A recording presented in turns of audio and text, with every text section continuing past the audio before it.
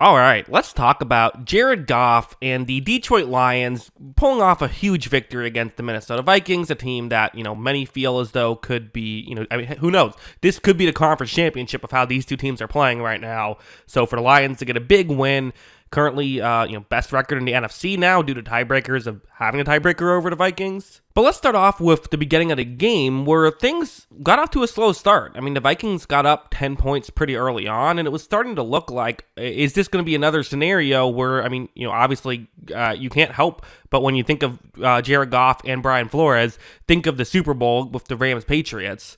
Flores on this play is going to do kind of a classic Flores thing. He's going to show blitz right here. You see how many Vikings players are, right at the line right here. However, when Goff takes a snap, they drop back into coverage. Goff now looks down the field and doesn't have anybody open. They got him early on here, so on a 3rd and 4, Goff decides to scramble up, and Goff takes a hit that he in hindsight wishes he just spiked that one into the dirt or took slid down at some point. Definitely a good play by the Vikings. So the Lions had to make quick adjustments, and that's what I like about this Lions team is if something doesn't work after a drive or two, they're not afraid to say, okay, let's maybe not completely overhaul everything, but start doing some different stuff. One of the adjustments they made was just run the ball. I mean, it's simple, but they're a really good rushing offense. Sometimes that's what you got to do. So this play, and again, it seems weird to say that it got off to a slow start when you look at Goff's numbers and he's 6 for 6.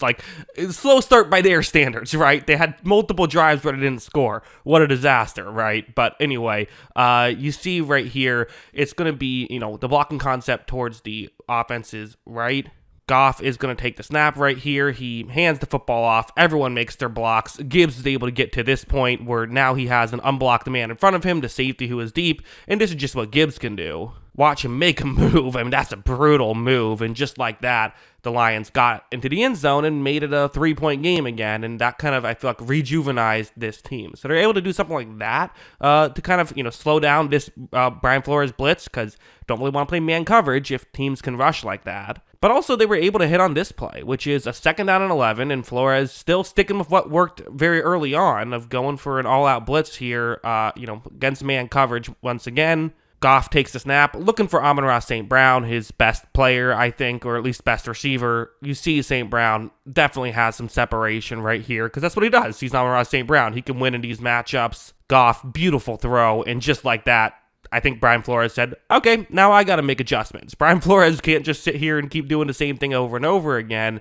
The issue is now you're getting Minnesota out of their game. You're making them have to do things they don't love doing.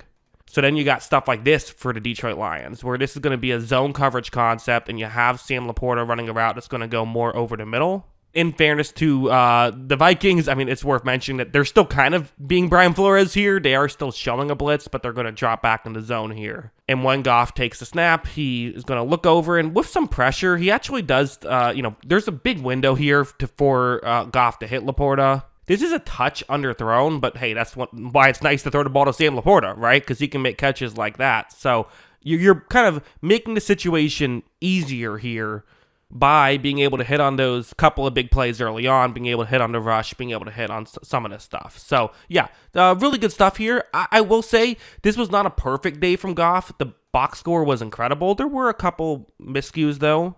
Specifically, this drive was, I think, probably his worst drive. Kind of his only drive I would actively say was a bad Jared Goff drive.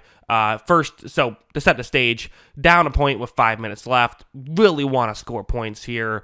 You have an opportunity with a deep shot towards the top of the screen. Goff takes the snap. He's going to run a play action. And I mean, there is some pressure he has to navigate, has to step up in the pocket, but is able to still, get his typical throwing motion.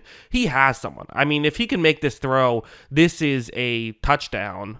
Instead, it's just a bit too far, and while the receiver still made the grab, could not get his feet in bounds after that. Again, not a horrible throw, but let's just be honest. That's a throw we expect Jared Goff to make. Usually he makes those. Didn't make it on this one, which was definitely an unfortunate break for the Lions. And then the very next play on 3rd and 6, there was going to be pressure, which that's not his fault. Tough situation, but he ends up throwing it backwards. Luckily for him, a offensive lineman was able to fall on the ball, so no big disaster there. But, that play could have really gone wrong. Again, this is something Goff does every now and then do this, where if he's under pressure, he'll just kind of have a brain fart right there. That's kind of what he did.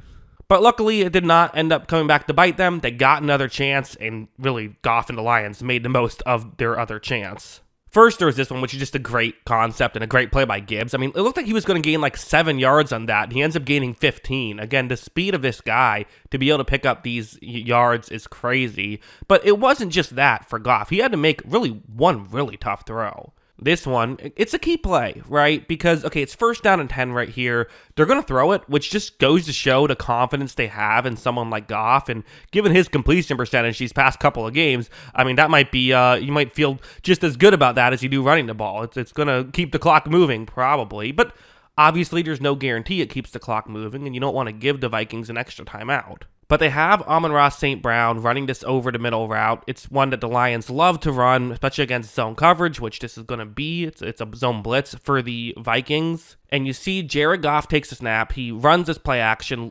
offensive line holds, which, again, good blocking here by the Lions. On a bit of a side note, you know how the Vikings love to blitz, and one of the things I thought the Lions did a great job of was have their tight ends in the game blocking. A lot of times teams use their running backs, and I think we saw against Tampa Bay when they tried to use their running backs against the blitz, it didn't work quite as well. Here, using their tight ends to pick up blitzes, I think was the better strategy, and I think that's what they're probably going to try and do moving forward. But anyway, they get the blitz picked up here, and you see right now, it's a bit of a blurry screenshot, but you do see that Amon-Ra St. Brown has, a positioning right here, right? Almost like a rebounder. He's in better position to make this catch. But there are multiple Minnesota players just past him running over, ready to kind of take his head off right here. So he has to make sure he makes the grab and is able to secure it. So that means Goff has to get it there quickly and get it there accurately. If this is a bit high, it's getting knocked away. However, it is right on the money. It does get there in a hurry. There was some, heavy contact on Amon-Ra St. Brown, but he holds on and makes the grab, and the Lions end up holding on and winning a wild game, a game that had both teams up multiple double digits at one point and then below it. But yeah, I mean, listen, I thought Goff had a couple of not great games to start the year, and I think it was a fair question almost of like, is there something going wrong with him? What's happening here? Why is he playing poorly? All of a sudden, he's probably put together his best 3 or 4 week stretch he's ever had. I mean, he's playing at the highest level I've seen him play, I think. So if this is who you have for Jared Goff, it's not just can they win a Super Bowl? It's almost turning into should they win the Super Bowl? Should they be expected to at this point? Currently, as I said, best record in the NFC. So they feel pretty good about themselves. And the last time they played the Chiefs, they beat them, so they're not afraid of that team either. So it should be interesting. But yeah, those are my thoughts. What are yours? Let me know in the comments below.